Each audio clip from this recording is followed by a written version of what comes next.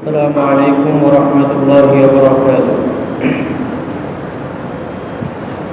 إن الحمد لله نحمده ونستعينه ونستغفره ونؤمن به ونتوكل عليه ونعوذ بالله من شرور أنفسنا ومن سيئات أعمالنا.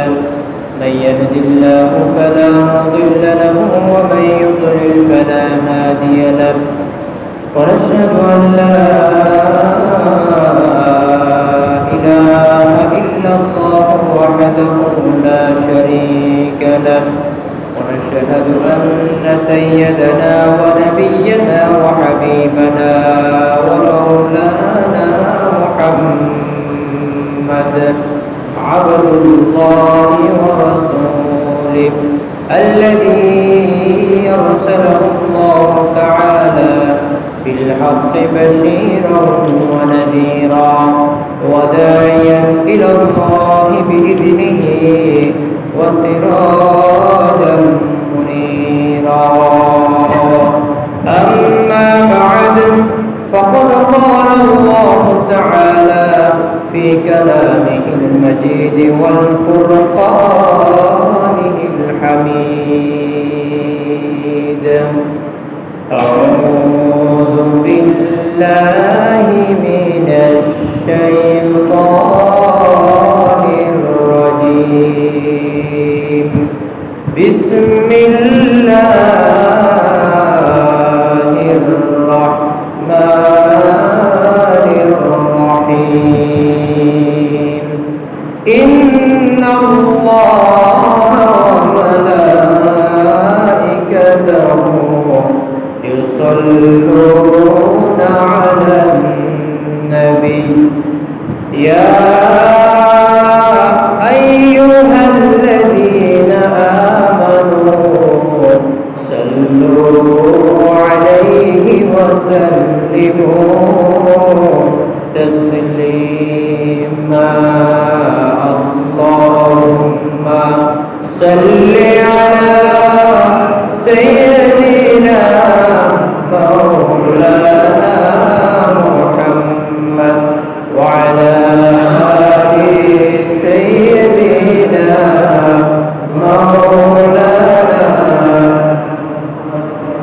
তোমার সৃষ্টি যদি হয় তো সুন্দর, না জানি তাহলে তুমি কত সুন্দর, কত সুন্দর। আল্লাহুম্মা সাল্লি আলা সাইয়্যিদিনা মাওলানা মুহাম্মদ ওয়া আলা আলি সাইয়্যিদিনা মাওলানা। যে মানুষের বেদনায় কেঁদেছিল আজীবন মদিনায়, সেই মানুষ যদি হয় তো সুন্দর, না জানি তাহলে তুমি কত সুন্দর। আল্লাহুম্মা সাল্লি আলা সাইয়্যিদিনা মাওলানা মুহাম্মদ ওয়া আলা আলি সাইয়্যিদিনা মাওলানা মুহাম্মদ। বালাগাল উলা বিকামালিহি কাশাফা তুজা বিজামালিহি حسنت جميع وخصاله صلوا عليه وآله। সম্মানিত মুসল্লিয়ান کرام, মুরব্বিয়ান ইজম, বিরাদরান ইসলাম, সমবয়সী যুবক তরুণ ভাইরা, আসসালামু আলাইকুম ওয়া রাহমাতুল্লাহি তাআলা ওয়া বারাকাতুহু। মহান রব্বুল আলামিনের দরবারে লক্ষ কোটি শুকরিয়া আদায় করতেছি যে মহান রব্বুল আলামিন আমাদেরকে রমজানের পূর্ব মুহূর্তে আজকে এই জুমায়, হয়তো এটা শাবানের শেষ জুমাও হতে পারে, আবার শাবানের শেষ জুমা নাও হতে পারে, সম্ভাব্য। আগামী জুমায় হয়তো আমরা রমজানে, অথবা একদিন যদি বেশ কম হয়ে যায় তাহলে রমজানের পূর্বে আর একটা জুমা পাবো ইনশাআল্লাহ। তো এই জন্য মহান রব্বুল আলামিনের দরবারে শুকরিয়া আদায় করতেছি, তিনি আমাদেরকে হাঁটি হাঁটি পা পা করে সুস্থ মানসিকতা, সুস্থ শরীর এবং তার অসংখ্য নিয়ামত দিয়ে তিনি আমাদেরকে এই পর্যন্ত হায়াতে তৈয়বা দান করেছেন। এই জন্য আমরা প্রত্যেকে মহান রবের দরবারে শুকরিয়া আদায় করে প্রত্যেকে পড়ি আলহামদুলিল্লাহ। দরুদ ও সালাম প্রেরণ করতেছি শফিউল মুজনবিন রাহমাতুল আলামিন বিশ্বনবী মুহাম্মদ রাসূলুল্লাহ সাল্লাল্লাহু তাআলা আলাইহি ওয়াসাল্লামের প্রতি, যিনি আমাদেরকে রমজানকে ইস্তেকবাল করার জন্য, রমজানের পূর্বে প্রস্তুতি নেওয়ার জন্য যিনি আমাদেরকে প্রশিক্ষণ দিয়ে গিয়েছেন, সেই বিশ্বনবী সাল্লাল্লাহু আলাইহি ওয়াসাল্লামের দরবারে আমরা লক্ষ কোটি দরুদ ও সালাম প্রেরণ করি। আজকের আলোচনা ইনশাআল্লাহ শুরু করতেছি। তো সম্মানিত মুসলিম একরাম, আজকে সাধারণত যে বিষয় নিয়ে আমি আলোচনা করার জন্য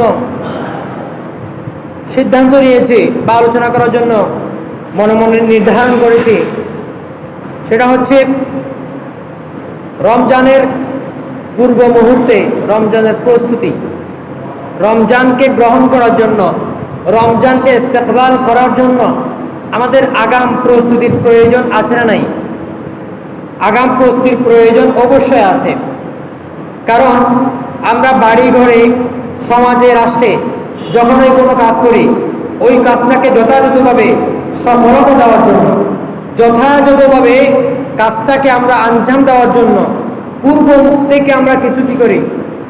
প্রস্তুতি গ্রহণ করি। ছেলের বিবাহ অনুষ্ঠান হবে, 1 মাস আগে থেকে দৌড়ঝড় শুরু হয়ে যায়। মেয়েকে বিবাহ দিতে হবে, 2 মাস আগে থেকে আমরা সেই বিবাহের জন্য প্রস্তুতি গ্রহণ করি। মাদ্রাসার বার্ষিক সভা হবে, প্রায় 1 মাস, 2 সপ্তাহ, 3 সপ্তাহ আগে থেকে আমরা তার জন্য সাধারণ সভা, বিভিন্ন মিটিং মজলিস করে ওই সভাকে সফলতার স্বর্ণ শিখরে পৌঁছে দেওয়ার জন্য চেষ্টা করি, প্ল্যান করি, ঠিক কিনা? তাহলে এই যে রমজান মাস আমাদের সামনে আসবে, এই রমজান মাসকে আমরা রমজানের যথাযথ নিয়ামত, রমজানের যথাযথ মর্যাদা, রমজান যেই ডাক নিয়ে, যেই মহত্ব নিয়ে, যেই সওয়াব নিয়ে, যেই এই ক্ষমা, রহমত, বরকত, নাজাত এসব নিয়ে আমাদের কাছে আগমন করবে, আগমন করলে পরে কি আমরা নাজাত পেয়ে যাব? আগমন রমজান আসলেই কি আমরা রহমত পেয়ে যাব? না, ওই রমজানকে গ্রহণ করতে হবে যেভাবেই নাজাত পাওয়া যায়। ওই রমজানকে এমনভাবে আমাদেরকে পাওয়ার জন্য প্রস্তুতি নিতে হবে যাতে করে আমরা রহমত পাই। ওই রমজানকে এমনভাবে গ্রহণ করতে হবে যাতে করে আমরা বরকত হাসিল করতে পারি। এই জন্য আল্লাহ পাক রব্বুল আলামিন কোরআনের মধ্যে বলেন, কোরআন পাকে আল্লাহ পাক রব্বুল আলামিন বলেন, ইয়া আইয়ুহাল্লাযীনা আমানুত্তাকুল্লাহ,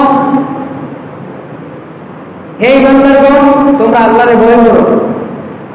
আল্লাহরে ভয় করতে বলা হয়েছে এই জন্য যাতে করে যখনই কোনো আল্লাহর পক্ষ থেকে নিয়ামত আমরা পাই, আল্লাহর পক্ষ থেকে কোনো আগাম সুসংবাদ যখন আমরা পাই, সেই সুসংবাদ পেয়ে আমরা যেন পাগল হয়ে না যাই, আমরা যেন গুমরা হয়ে না যাই, আল্লাহর ভয় নিয়ে যেন আমরা সেটাকে গ্রহণ করতে পারি।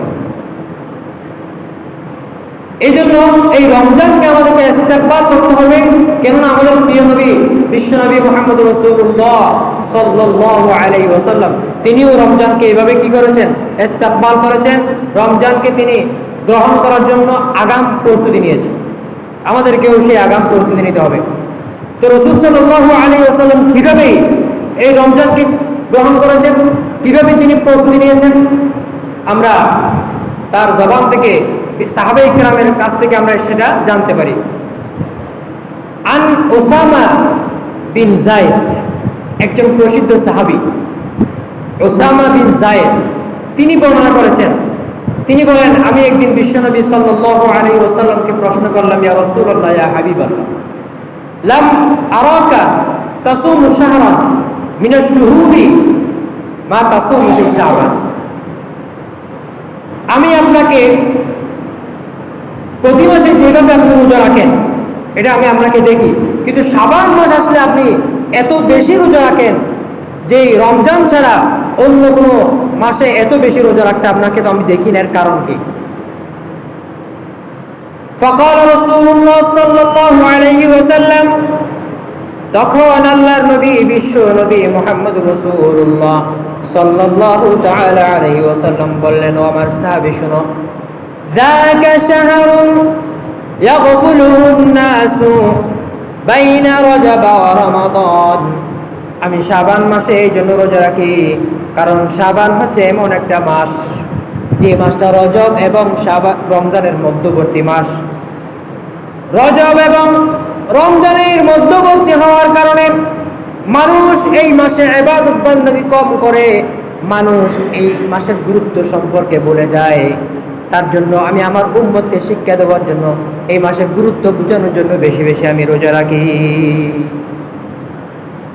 এরপর বিশ্বনবী সাল্লাল্লাহু আলাইহি ওয়াসাল্লাম আরেকটা কারণ বললেন, ওহুয়া শাহরুন তুরফাউল আ'মালা রাব্বাল আলামিন ওয়া উহিব্বু আন তুরফা আমালি ওয়া আনা সাইম। ও আমার সাহাবী শুনো, শাবান হচ্ছে এমন একটা মাস যেই মাসে দুনিয়ার সমস্ত বান্দাদের আমল নামা, তাদের হিসাব নিকাশ, ভালো মন্দ কাজগুলির যে হিসাব নিকাশ এর আল্লাহর দরবারে পৌঁছে দেওয়া হয়, আল্লাহর দরবারে বার্ষিক রিপোর্ট পেশ করা হয়। আর আমি বিশ্বনবী, আমি মুহাম্মদ সাল্লাল্লাহু আলাইহি ওয়াসাল্লাম, আমি এমন অবস্থায় আমার রবের নিকট আমার আমল নামাগুলো পৌঁছাতে চাই যে সময়ে ফেরেশতারা বলবে, ও আল্লাহ বারি ইলাহি, এই যে মুহাম্মদ সাল্লাল্লাহু আলাইহি ওয়াসাল্লামের আমলনামা আপনার কাছে নিয়ে আসলাম। যেই মুহূর্তে আপনার কাছে মুহাম্মদ সাল্লাল্লাহু আলাইহি ওয়াসাল্লামের আমলনামা আপনার কাছে আমরা পেশ করলাম, ওই মুহূর্তে বিশ্বনবী মুহাম্মদ রাসূলুল্লাহ সাল্লাল্লাহু আলাইহি ওয়াসাল্লাম রোজা অবস্থায় আছেন। সুবহানাল্লাহ। এই জন্য বিশ্বনবী সাল্লাল্লাহু আলাইহি ওয়াসাল্লাম শাবান মাসে বেশি বেশি রোজা রাখতেন। আমাদের আয়েশা সিদ্দিকা রাদিয়াল্লাহু তাআলা থেকে একটি হাদিস পাওয়া যায় যেখানে তিনি বলেছেন যে মা রাআইতুহু সাল্লাল্লাহু আলাইহি ওয়াসাল্লামা তাসুমু শাহরান মিন শুহুরি শাবান। শাবান মাসে এত বেশি রোজা রাখতে দেখি যে রোজা অন্য মাসে রাসূল সাল্লাল্লাহু আলাইহি ওয়াসাল্লাম কি রাখতেন না। অন্য হাদিসে সাহাবায়ে কেরাম থেকে বর্ণিত বিশ্বনবী সাল্লাল্লাহু আলাইহি ওয়াসাল্লামের ব্যাপারে সমস্ত সাহাবায়ে কেরাম বলতেন যে শাবান আসলে রাসূল সাল্লাল্লাহু আলাইহি ওয়াসাল্লাম এত রোজা শুরু করে দিতেন, এত রোজা রাখতেন, আমরা মনে করতাম যে রাসূল সাল্লাল্লাহু আলাইহি ওয়াসাল্লাম মনে হয় রোজা আর ছাড়বেনই না। তাহলে আমাদের এক নম্বর প্রস্তুতি রমজানের জন্য, কথাগুলো খেয়াল করবেন, মাইকে ডিস্টার্ব তবু খেয়াল করবেন কথাটা। এক নম্বর প্রস্তুতি হচ্ছে রমজানের জন্য, এক নম্বর প্রস্তুতি হচ্ছে কাসরাতুস সিয়াম। রমজানের আগের মাসে বেশি বেশি কি রাখা? সিয়াম পালন করা, রোজা পালন করা। কেন এই রোজা পালন করবেন? বিভিন্ন গবেষকগণ, বিভিন্ন মনীষীগণ এই ব্যাপারে তারা নিজের মতামত পেশ করেছেন যে বিশ্বনবী সাল্লাল্লাহু আলাইহি ওয়াসাল্লাম আমাদেরকে কেন বেশি বেশি রোজা রাখতে বলেছেন শাবান মাসে, আবার তিনিও কেন বেশি বেশি রোজা রাখতেন। এই ব্যাপারে একজন প্রসিদ্ধ লেখক ইবনে কাইয়ুম তিনি বলেন, ইন্নাহু কানা ইয়াসুমু সালাসাতা আইয়ামিন ফি শাহরিন ফারুব্বামা শুবিলা আন সিয়ামি শাহরান ফাজুমিআ যালিকা ফি শাবান। এক নম্বর কারণ হচ্ছে বিশ্বনবী সাল্লাল্লাহু আলাইহি ওয়াসাল্লাম আরবি হিজরি মাসের প্রতি মাসে তিনটে রোজা রাখতেন। কয়টা? তিনটে রোজা রাখতেন। তো কোন কোন মাসে রাসূল সাল্লাল্লাহু আলাইহি ওয়াসাল্লাম ব্যস্ততার কারণে, যুদ্ধের ময়দানে থাকার কারণে নফল রোজা, কি রোজাগুলা? নফল রোজা রাখতে পারতেন না। ওই নফল রোজা যেগুলো তার বিগত 11 মাসে, শাবান মাসের আগে 10 মাস, রমজান মাস বাদ দিয়ে বাকি 10 মাসে তিনটা করে যে রোজা রাখতেন, সেই রোজা যে সমস্ত মাসে তার ছুটে গেল, যে সমস্ত মাসে তিনি থাকতে পারেন নাই বা কম রেখেছেন, ওই রোজাগুলো সবগুলা একসাথে শাবান মাসে তিনি কাজা করে দিতেন। সুবহানাল্লাহ! কি নফল রোজা আমার নবী কি করতেন? কাজা করে দিতেন। 2 নম্বর কারণ হচ্ছে কি, ইন্নাহু ফাআলা যালিকা তা'যীমান লিরমাদান। রাসূল সাল্লাল্লাহু আলাইহি ওয়াসাল্লাম সামনে যে রমজান মাস আসবেন, ওই রমজান মাসকে সম্মান দেওয়ার জন্য, রমজান মাসের মর্যাদা বৃদ্ধি করার জন্য আমার প্রিয় নবী সাল্লাল্লাহু আলাইহি ওয়াসাল্লাম কি রাখতেন? শাবানে বেশি বেশি রোজা রাখতেন। কেন? ওয়াহাদা সাওমু ইয়াশবাহু সুন্নাতা ফারদিস সালাতি তাযীমান ফারদুস সালাহ। আমার ভাইরা, ফরজ নামাজ যখন আমরা আদায় করি, ওই ফরজ নামাজ আদায়ের পূর্বে, ফজরের পূর্বে 2 রাকাত সুন্নাত, যোহরের ফরজের পূর্বে 4 রাকাত সুন্নাত, আসরের ফরজের পূর্বে 4 রাকাত সুন্নাত আমরা আদায় করি, এশার পূর্বে 4 রাকাত সুন্নাত আদায় করি, ঠিক কিনা? এই সুন্নতগুলো কেন আদায় করি? এই সুন্নত আদায় করার কারণে ফরজের মর্যাদা বৃদ্ধি পায়, মসজিদে এসে স্বস্তির সাথে আমরা নামাজ পড়তে পারি, শান্তির সাথে নামাজ পড়তে পারি। যে ব্যক্তি সুন্নত আদায় করার টান নিয়ে আসে নাই, ইমাম সাহেব আল্লাহু আকবার বলে তাকবীর বাঁধার পরে যে ব্যক্তি ওযু করতে ঢুকেছেন, যে মুসল্লি এখানে ইমাম সাহেব দাঁড়িয়ে ফরজের জন্য যখন তাকবীরে তাহরিমা বেঁধে ফেললো, ওই সময়ে যখন সেই ওযু করার জন্য ওযুখানায় গেল, তার তাড়াহুড়ার শেষ নাই, দৌড়ে দৌড়ে নামাজের মধ্যে এসে সে কি আল্লাহু আকবার বলে তাকবীর বলে, কিন্তু নামাজের মধ্যে সে প্রশান্তি সে পায় না, কারণ তার মধ্যে একটা দুর্বলতা কাজ করে, তার মধ্যে একটা অস্থিরতা কাজ করে, ঠিক কিনা? এই জন্য আমার প্রিয় নবী সাল্লাল্লাহু আলাইহি ওয়াসাল্লাম রমজান যখন আসবে, ওই রমজান আসার কারণে হঠাৎ করে যদি আমরা রোজা রাখা শুরু করে দেই, রোজা পালন করা শুরু করে দেই, আমাদের শরীর দুর্বল হয়ে যাবে। রমজানের যেই মজা, রোজার যেই মজা, আল্লাহর সাথে আল্লাহর তাকরিব হওয়ার জন্য, আল্লাহর নিকটবর্তী হওয়ার জন্য যে কলবের যেই অবস্থা, কলবের যে মজা, সেটা আমরা বুঝতে পারবো না যদি শাবান থেকে আমরা রোজার প্রশিক্ষণ না করি, ঠিক কিনা? এটাই হচ্ছে একটা কারণ। এই মাসে বেশি বেশি রোজা রাখার অন্যতম একটি কারণ হচ্ছে রমজানকে সম্মান দেওয়া। এই ব্যাপারে ইবনে রজব নামক একজন মনীষী তিনি বলেন, ইন্না সিয়ামাহু কাত-তামরিন লিসিয়ামি শাহরি রমাদান। সুবহানাল্লাহ! শাবান মাসে বেশি বেশি রোজা রাখার অর্থ হচ্ছে রমজানের রোজা রাখার প্রশিক্ষণ দেওয়া। কোনো কাজ করার পূর্বে, ফাইনাল খেলার পূর্বে, সেমিফাইনালের পূর্বে ক্রিকেট খেলোয়াড়, ফুটবল খেলোয়াড় তারা রিহার্সাল করে কিনা? ফাইনাল খেলতে হবে, তার জন্য 1 মাস আগে থেকে সমস্ত ফুটবলার নিজেদের মধ্যে টিম করে তারা রিহার্সাল করে। কেন? ওই ফাইনাল খেলার জন্য ঠিকভাবে খেলতে পারে, ফাইনাল খেলার জন্য কোনো ক্ষতি না হয়, কোনো সমস্যা না হয়। মাদ্রাসায় বার্ষিক সভা হবে, অনুষ্ঠান হবে, ওই বার্ষিক সভায় ছেলেমেয়েরা বিভিন্ন প্রতিযোগিতায়, খেলাধুলায়, ইসলামী সঙ্গীত, কেরাত, বিভিন্ন প্রতিযোগিতায় তারা অংশগ্রহণ করবে। ওই অংশগ্রহণ যেদিন করবে, ফাইনাল অংশগ্রহণের পূর্বে ক্লাসের মধ্যে শ্রেণী শিক্ষক বা নির্দিষ্ট বিষয়ের শিক্ষক তারা সেখানে ছাত্রদেরকে রিহার্সাল করান, সঙ্গীতের প্রশিক্ষণ দেন, কেরাতের প্রশিক্ষণ দেন, যেই খেলা তারা খেলবে তার প্রশিক্ষণ দেন। কেন? কারণ ফাইনাল খেলায় দর্শকদের সামনে যদি তারা ওই খেলা ঠিকভাবে খেলতে না পারে, ওই সঙ্গীত ঠিকভাবে গাইতে না পারে, তাহলে মাদ্রাসার দুর্নাম হবে, ছাত্ররা বেইজ্জত হবে, শিক্ষকরা বেইজ্জত হবে। এই জন্য বার্ষিক সভার আগে থেকেই তারা রিহার্সাল করে প্রশিক্ষণ দেয়, ঠিক কিনা? অনুরূপভাবে রমজান আসলে রমজানটা যেন আমাদের কোনো ক্ষতি না হয়, রমজানটা যেন আমরা ঠিকমতো আদায় করতে পারি, রমজান যেন আমরা রমজানের মজা, রোজার যে আনন্দ, সেই আনন্দের জন্য আমরা পাই, তার জন্য শাবান থেকে বেশি বেশি রোজা রাখে প্রশিক্ষণ দিতে হবে। এটা হচ্ছে রমজানের প্রস্তুতি। সময় সংক্ষিপ্ত, এই জন্য আমি বেশি কিছু বলতে পারতেছি না।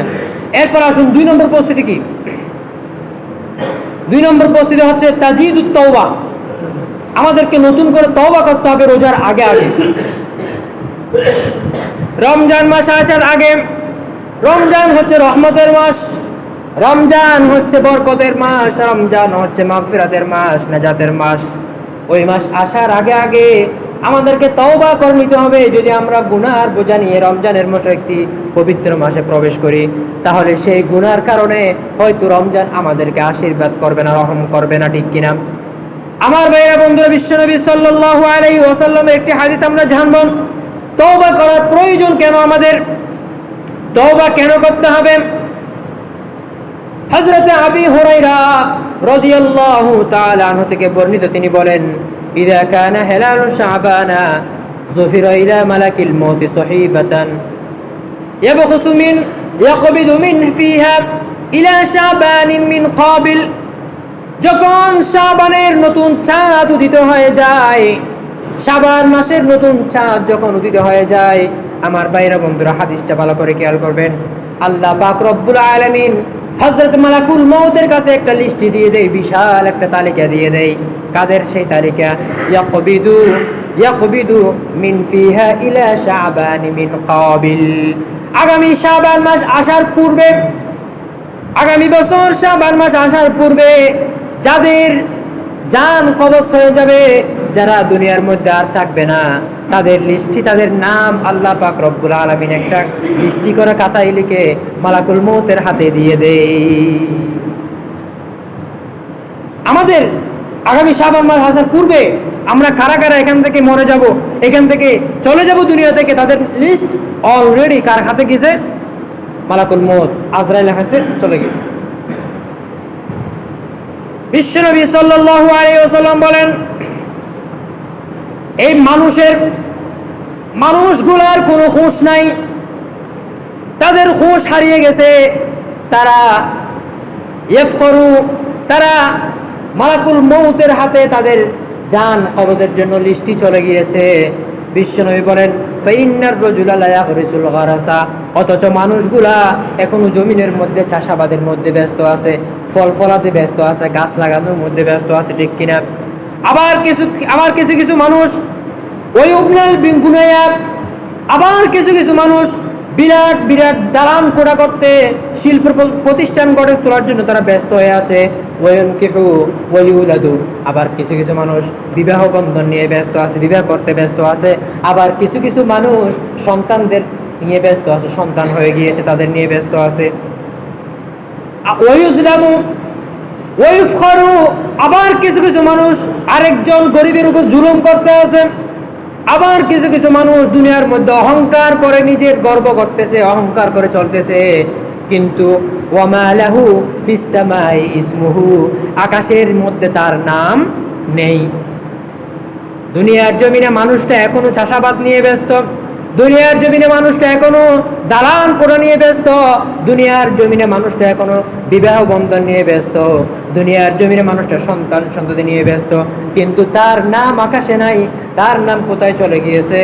তার নাম ওয়ামা ইসমুহু ইল্লা ফি সহিফাতিল মাউতি ইল্লা রাহিয়া। তার নাম ওই মালাকুল মউতকে যেই খাতা দেওয়া হয়েছে, লিস্টি, ওই লিস্টির মধ্যে চলে গিয়েছে। আগামী বছর সে বাঁচবে না, কিন্তু তার খবর নাই। এই জন্য আমাদের কি করতে হবে? তওবা করতে হবে রমজান আসার আগে আগে। আল্লাহ পাক রব্বুল আলামিন বলেন, তুবু ইলাল্লাহ ইয়া আইয়ুহাল্লাযীনা আমানু তুবু ইলাল্লাহি তাওবাতান নাসুহা। আল্লাহর নিকট একনিষ্ঠ বলে তোমরা তওবা করো। কি রকম? আমি এই আজকের দিনে একটা কবিরা গুনাহ করেছি, মিথ্যা কথা বলেছি, আমার হঠাৎ জানা হয়ে গেছে, হাই রে, আমি তো বিশাল গুনাহ করে ফেললাম, আল্লাহর কাছে তওবা করতে হবে। হে আল্লাহ, আমার ভুল হয়ে গিয়েছে, আমি আর জীবনে এই কাজ করব না। মানে এমন ভাবে এই গুনাহ থেকে ফিরে আসতে হবে, ওই গুনাহে আমি আর যাব না। এটার নাম হচ্ছে তওবা নাসুহা। আমি একবার তওবা করলাম, আবার সেই পাপ করলাম, আবার তওবা করলাম, আবার পাপ করলাম, দ্বিতীয়বার আল্লাহ ক্ষমা করবেন, তৃতীয়বার আর ক্ষমা হবে না। আল্লাহ পাক রব্বুল আলামিন কোরআনে বলেন, ওয়ামান তাবা فإنه يتوب إلى الله متابا إلا من تاب وآمن وعمل صالحا فأولئك يدخلون الجنة। আল্লাহর নিকট যারা তওবা করে, রহিম রহমান যিনি দয়ার মালিক, তার কাছে যখন তওবা করা হয় সেই তওবা তিনি ফিরিয়ে দেন না, কবুল করে নেন। আর তওবা যদি কবুল হয়ে যায়, ওই কবুল হওয়ার পর যদি ঈমান নিয়ে সেই লোক মারা যায়, আল্লাহ পাক রব্বুল আলামিন সরাসরি সেই ব্যক্তিকে জান্নাতের মধ্যে প্রবেশ করিয়ে দিবেন। তাহলে রমজানের প্রস্তুতির জন্য আমাদেরকে কি করতে হবে? রমজান আসার আগে তওবা করে ফেলতে হবে। গত রমজানের পর থেকে এই রমজান পর্যন্ত আমরা যত গুনাহ করেছি, সগীরা কবিরা সব গুনাহ থেকে তওবা করতে হবে। তবে হ্যাঁ, সগীরা গুনাহগুলা আল্লাহ পাক রব্বুল আলামিন তার নিজ গুনাহ মাফ করে দেন যদি আমরা কি করি? ইবাদত করি। 5 ওয়াক্ত নামাজ পড়েন, 5 ওয়াক্ত নামাজ পড়লে সগীরা গুনাহ মাফ হয়ে যায় অটোমেটিক, আল্লাহর কাছে মাফ চাইতে হয় না। ফজর থেকে জোহর, জোহর থেকে আসর, ফজরের থেকে জোহর পর্যন্ত যে সগীরা গুনাহ করেছেন, যখন জোহরের নামাজে আসবেন ওই সগীরা গুনাহ মাফ হয়ে যাবে। আবার জোহর থেকে আসর পর্যন্ত যেই সগীরা গুনাহ আপনি করেছেন, যখন আসরের নামাজ পড়তে আসবেন তখন ওই সগীরা গুনাহগুলো মাফ হয়ে যাবে। এভাবেই এক ওয়াক্তকে আর এক ওয়াক্ত মধ্যবর্তী সময়ে আপনি আর আমরা যেই সগীরা গুনাহগুলো করি সেগুলো আল্লাহ পাক নামাজের মাধ্যমে কি করে দেন? মাফ করে দেন। কারণ আমরা আল্লাহর কাছে কি চাই? নামাজের মধ্যে আমরা আল্লাহর কাছে কি চাই? সাহায্য চাই। নামাজে দাঁড়িয়ে আমরা বলি ইয়াকা না'বুদু ওয়া ইয়াকা নাস্তাঈন।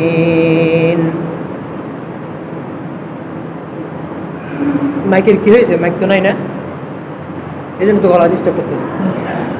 ইয়াকা না'বুদু ওয়া ইয়াকা নাস্তাঈন, আল্লাহর কাছে আমরা সাহায্য চাই, আপনার কাছেই আমরা, আপনারই বান্দা, আপনার কাছে আমরা কি সাহায্য চাই। তাহলে সেই আল্লাহ আমাদেরকে কি করে দেন? তার নিজ গুনাহ ক্ষমা করে দেন। যাক, তাহলে দুইটা জিনিস আমরা জানলাম যে রোজার আসা আগে আগে আমাদের করতে হবে। একটা কি? কাসরাতুস সিয়াম, বেশি বেশি কি রাখা? রোজা রাখা। 2 নম্বর হচ্ছে তওবা করা। 3 নম্বর আমল হচ্ছে আমরা কি করব? শারআ মা ফি শারআ রমাদান। রমজান মাসে আমরা যে সমস্ত ভালো কাজ করি ওই ভালো কাজগুলো আমরা এখন থেকে আরম্ভ করে দেব রমজানকে গ্রহণ করার জন্য। রমজান আসলে দেখা যায় মানুষ বেশি বেশি দান সদকা করে, ঠিক কিনা? রমজান আসলে দেখা যায় আমরা যাকাত দিই বেশি বেশি। রমজান আসলে আমরা দেখা যায় মানুষকে ইফতারি দিয়ে সাহায্য করি, খাবার পৌঁছাই দেই বাড়ি বাড়ি, বিশাল গরু জবাই করাই, গরিবদের ঘরে ঘরে পৌঁছায় দেয়। এমন অনেক দয়ালু ধনী লোক আছে না? নাই আছে। এমন অনেক দয়ালু আছে, এখন থেকে তারা মানুষের ঘরে কেমনি ইফতারি পৌঁছানো যায় এখন থেকে তারা প্যাকেট করে করে রেডি করে রেখেছে। আগামী কয়েকদিনের মধ্যে দেখা যাবে যে গরিবের ঘরে ঘরে তারা এগুলো কি পৌঁছে দিয়েছে। এটাও একটা আগাম প্রস্তুতি। যারা এই কাজগুলো করে তারা আল্লাহর কাছে যে কত বড় সম্মানী সেটা এইখানে দেখবে না, যখন পরকালে যাবে তখন ঠিকই তারা দেখবে যে দুনিয়ার মধ্যে আমি রোজার আগে গরিব মিসকিনের সাহায্য করেছিলাম, এটার জন্য এত বিশাল পুরস্কার। সুবহানাল্লাহ। তাহলে রমজান আসলে আমরা যে ভালো কাজগুলো করি এগুলো আমাদেরকে এখন থেকেই করতে হবে, কারণ ভালো কাজের জন্য আমাদের প্রস্তুতি গ্রহণ করা উচিত। আল্লাহ পাক রব্বুল আলামিন বলেন ওয়াসারিউ ইলা মাগফিরাতিম মির রাব্বিকুম ওয়া জান্নাতিন আরদুহাস সামাওয়াতু ওয়াল আরদ। ও আমার বান্দারা, তোমরা ওয়াসারিউ, তোমরা দৌড় প্রতিযোগিতা দাও, তোমরা প্রতিযোগিতা আরম্ভ করে দাও ভালো কাজের জন্য, ইলা মাগফিরাতিন, আল্লাহর ক্ষমা পাওয়ার জন্য। রমজান আল্লাহ পাক যে তোমাদের ক্ষমা করবেন সেই ক্ষমা পাওয়ার জন্য এখন থেকে আমাদেরকে দৌড়তে হবে ভালো কাজের মাধ্যমে। আর ওই ক্ষমার মাধ্যমে আমরা কি পাবো? ওয়া জান্নাতিন আরদুহাস সামাওয়াতি ওয়াল আরদ, এমন জান্নাত আমরা পাবো যেই জান্নাতের যে গেট আছে, দরজা আছে, সেই দরজা আসমান এবং জমিন পর্যন্ত বিস্তৃত, বিশাল। সুবহানাল্লাহ। এই ভালো কাজ আমরা এখন থেকে শুরু করে দেব। রমজানে যে ভালো কাজগুলো করি, 3টে গেল। সময় সংক্ষিপ্তের জন্য আমি বিস্তারিত কথাগুলো বলতে পারতেছি না, সংক্ষেপে বলতেছি। 2 নম্বর হচ্ছে আল আউদাতু ইলাল কোরআন, কোরআনের দিকে ফিরে আসতে হবে। আল আউদাতু ইলাল কোরআন, কোরআনের দিকে কি করতে হবে? ফিরে আসতে হবে। এই কোরআনে আমাদের জিন্দেগি, এই কোরআনে আমাদের মরণ। কোরআন আমাদের জন্য কাল কিয়ামতের মধ্যে সেবা করবে। কোরআন বলবে এবারে ইলাহি, রমজান মাসে এই ব্যক্তি দাঁড়িয়ে দাঁড়িয়ে আমার তেলাওয়াত শুনেছে, আমাকে দিনের বেলায় তেলাওয়াত করেছে। আর রমজান বলবে এই ব্যক্তি আমার জন্য আমাকে আমাকে রক্ষা করার জন্য সারাদিন উপবাস রেখেছে, সারাদিন কিছু খাই নাই, অতএব আমি আপনার কাছে এই ব্যক্তির জন্য সুপারিশ কামনা করি। কোরআন আর রমজান দুজন মিলে আমাদের জন্য কি করবে? আল্লাহর কাছে সেবা কামনা করবে। এই জন্য কোরআনের দিকে ফিরে আসতে হবে, কোরআন নিয়ে জীবন করতে হবে। আমার ভাইরা বন্ধুরা, কোরআনের দিকে ফিরে আসা মানে কি জানেন? কোরআনের দিকে দেখেন তো একটু কি হয়েছে। কোরআনের দিকে ফিরে আসা মানে, কোরআনের দিকে ফিরে আসা মানে শুধু কোরআন তেলাওয়াত করা নয়। কোরআনের দিকে ফিরে আসা মানে শুধু কোরআন তেলাওয়াত করা নয়, কোরআনকে বুঝতে হবে, কোরআন মতো জীবন করতে হবে। আমি সারাদিন সারা রাত কোরআন তেলাওয়াত করলাম কিন্তু কোরআন মতো জীবন করলাম না, তাহলে সে কোরআন মানার আর না মানার সমান। কোরআনের মধ্যে আমি তেলাওয়াত করলাম আলা লানাতুল্লাহি আলাল কাযিবিন, যারা মিথ্যা কথা বলে তাদের উপর আল্লাহর লানত পড়ে। এই আয়াত পড়ে মসজিদ থেকে বের হয়ে গেলাম, মসজিদ থেকে বের হয়ে আমি মিথ্যা কথা বলতে আরম্ভ করে দিলাম, তাহলে কোরআন পড়েছি কিন্তু কোরআন মতো আমি জীবন করতে পারলাম না। এটা কোরআনের দিকে ফিরে আসা নয়। কোরআনের দিকে ফিরে আসা মানে আমার একটা রুটিন হয়ে যেতে হবে।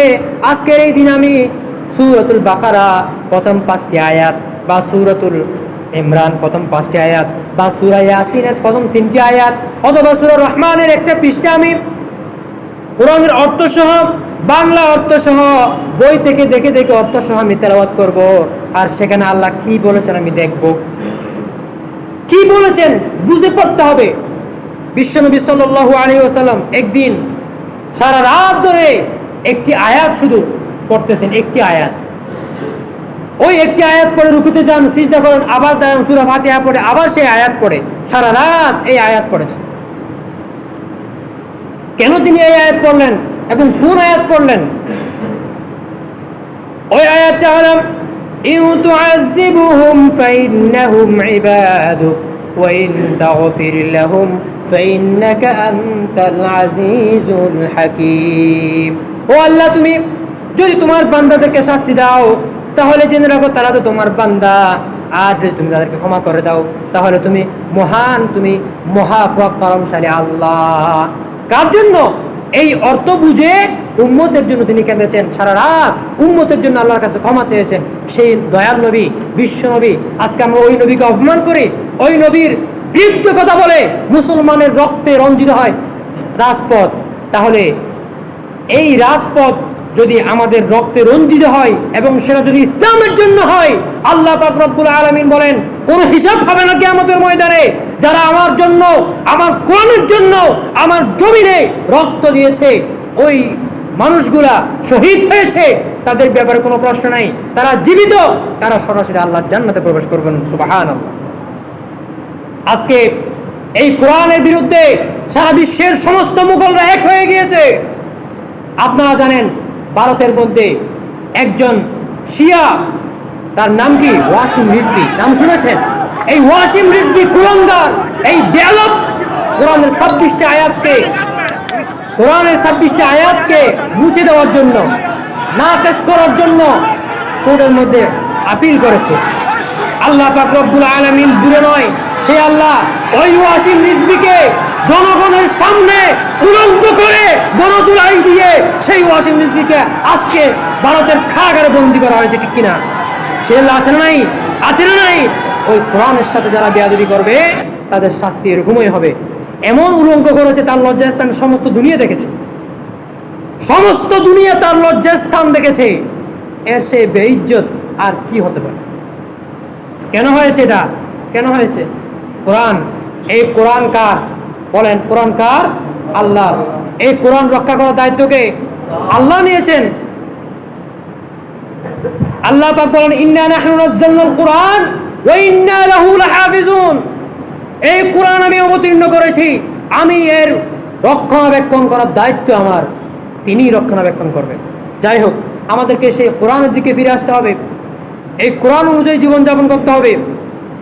তারপর এই কোরআন মতে জীবন, আমাদের সমস্ত সমস্যার সমাধান কোথায় আছে? কোরআনের মধ্যে আছে। যাই হোক, সময় সংক্ষিপ্ত, এই জন্য বেশি বলতেছি না। 3 নম্বর হচ্ছে, আমি একটা ছোট্ট ঘটনা বলে যাব, সেটা হচ্ছে আমাদেরকে প্ল্যান করতে হবে রমজানে আমরা কে কয় খতম করব, রমজানে কে কয় রাকাত তারাবি করব। এখন তো তারাবি নিয়ে বেজাল শুরু হয়েছে কিনা, তারাবি নিয়েও এখন বেজাল শুরু হয়ে গেছে। আমাদের বাপ দাদা 14 গোষ্ঠী যারা ইন্তেকাল করেছে তারা 20 রাকাত তারাবি পড়ে, তারা কি জাহান্নামে গেছে? হযরত বড় পীর সাহেব হুজুর, বড় বড় আল্লাহর ওলিরা তারা 20 রাকাত তারাবির নামাজ পড়ে গেছে। আর এখন কিছু দালাল মিডিয়া, দালাল শয়তান, আলেমের নামদারি, গুমটাদারি কিছু শয়তান আহলে হাদিস নাম দিয়ে তারা এসেছে নতুন ফতোয়া নিয়ে যে তারাবির নামাজ 20 রাকাত না, তারাবির নামাজ 8 রাকাত। হাদিস বুঝো নাই, তুমি বলো কি? রাসূল সাল্লাল্লাহু আলাইহি ওয়াসাল্লাম 8 রাকাত পড়েছেন। রাসূল সাল্লাল্লাহু আলাইহি ওয়াসাল্লাম 8 রাকাত তারাবির নামাজ পড়েন নাই, তিনি পড়েছেন 8 রাকাত কিয়ামুল লাইল পড়েছেন। এটা আমরাও পড়ি, অনেক মসজিদে কিয়ামুল লাইল রমজানে পড়া হয়। ওইটাকে তোমরা তারাবির ফতোয়া দিও না। তারাবি আবিষ্কার হয়েছে হযরত ওমর ইবনুল খাত্তাব রাদিয়াল্লাহু তাআলা সময় থেকে। হযরত ওমর ইবনুল খাত্তাব রাদিয়াল্লাহু তাআলা 20 রাকাত তারাবির নামাজ চালু করেছেন। এই সেই ওমর, যেই ওমরের সিদ্ধান্তে আল্লাহ পাক রব্বুল আলামিন কোরআনের মধ্যে প্রায় 5টি আয়াত তিনি নাজিল করেছেন। এই সেই ওমর, যেই ওমরের কথায় ভারতের এই মদিনার মধ্যে, মক্কার মধ্যে সর্বপ্রথম ইসলামের আযান প্রকাশ্যে দেওয়া হয়েছে। সেই ওমর, তুমি কি ওই ওমরের একটা পশমের, একটা প্রস্রাবের সমান তুমি হবা? বেয়াদবি করো ইসলাম নিয়ে। যারা আমাদের এলাকায় যারা এইভাবে ফতোয়া দিতে আসবে, যারা বলবে যে সব রাত নামে কিছু নাই, সব রোজা নামে কিছু নাই, কিছুদিন পর তারা বলবে কি নামাজ বলতে কিছু নাই, কারণ তারা ইহুদির দালাল। কারণ তারা কি ইহুদির দালাল। এই সমস্ত ফতোয়াবাজি আপনার সামনে, আমার সামনে যারা দিতে আসবে, গলা ধাক্কা দিয়ে 2টা থাপ্পড় দিয়ে তাকে এই এলাকা থেকে এলাকা ছাড়া করে দিবেন। কখনো তাদের সাথে কথাও বলবেন না, এদের সাথে কথা বলাও জায়েজ নাই। এরা ইহুদির দালাল। ইহুদির থেকে টাকা নিয়ে তারা এখানে মানুষকে আমল বিমুখ করে মানুষকে ঈমান হারা করতে চায়। আর মুসলমান যখন ঈমান হারা হয়ে যাবে তখন তাদেরকে মারতে সবচেয়ে বেশি সুবিধা হবে। কারণ যখন তারা ইহুদিরা মসজিদ ভাঙবে, মাদ্রাসা ভাঙবে, মুসলমানরা তখন তাদের তো ঈমান নেই। ঈমান তো আগে আমল দূর হওয়ার কারণে ঈমান চলে গেছে। তখন তারা সবাই ভয়ে পালিয়ে ঘরের কোণায় গিয়ে বসে থাকবে। তখন তাদের সুবিধা হবে মসজিদ ভাঙতে। ঠিক কিনা? এখন ভাঙতেছি কিনা? ভাঙতেছি কিনা? এটাই হচ্ছে বিশাল চক্রান্ত। এই আহলে হাদিস নামে যারা ফতোয়া দেয় ইউটিউবে, ফেসবুকে, এই সমস্ত ব্লগ দেখে যখন দেখবেন তাদেরকে ব্লক মারি দেবেন এবং সাথে সাথে একটা কমেন্ট করে দিবেন তুমি একটা শয়তান। এটা সওয়াব হবে, আপনার গুনাহ হবে না। আমি বলছি সওয়াব হবে। এটা ভণ্ড। এদেরকে যেখানে পাবেন সেখানে গণদোলা দিয়ে শিক্ষা দিবেন, যাতে এটা উল্টা পাল্টা ফতোয়া দিয়ে মানুষকে বিভ্রান্ত না করে। তারাবির নামাজ 8 রাকাত পড়ে মাঝখান থেকে চলে যায়। তুমি এই বেয়াদবি থেকে শিখেছ। মসজিদ পুরানো মুসল্লি, তুমি প্রথম হাতের দাঁড়াই 8 রাকাত যখন তারাবির নামাজ, সেই কাতারের মাঝখান থেকে এই লাভ দিয়ে কি বাইরে হয়ে যায়। এই বেয়াদবি থেকে শিখেছ। আল্লাহ পাক রব্বুল আলামিন আমাদের সবাইকে রমজান মাস যেন ঠিকমতো আদায় করতে হবে সেই তৌফিক দান করুক।